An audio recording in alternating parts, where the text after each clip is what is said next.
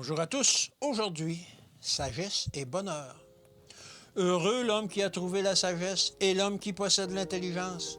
Proverbe 3, verset 13.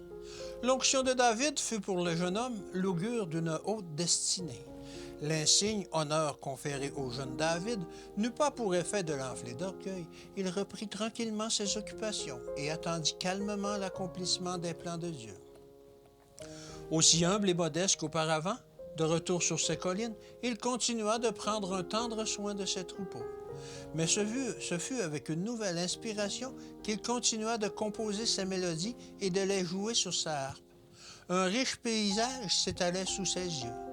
Cette vigoureuse et belle adolescence préparait David à s'asseoir un jour parmi les plus nobles personnages de la terre. Employé à célébrer les louanges de son Créateur, ses heures de méditation cultivaient en lui une sagesse et une piété qui faisaient de David l'ami de Dieu et des anges. Qui peut mesurer les résultats de ces années de contemplation et d'activité passées sur les collines solitaires de Bethléem? D'une part, la communion avec la nature et avec Dieu, le soin de ses troupeaux, fait à la fois de petits périls et de délivrance, les chagrins comme les joies de son humble existence façonnaient son caractère et préparaient sa carrière future.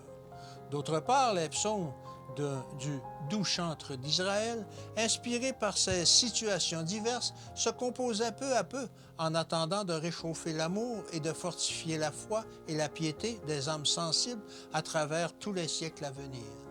C'est ainsi que le jeune berger, marchant de toute force et de sagesse en sagesse, se préparait à la grande carrière qui l'attendait. Que Dieu vous bénisse. À demain.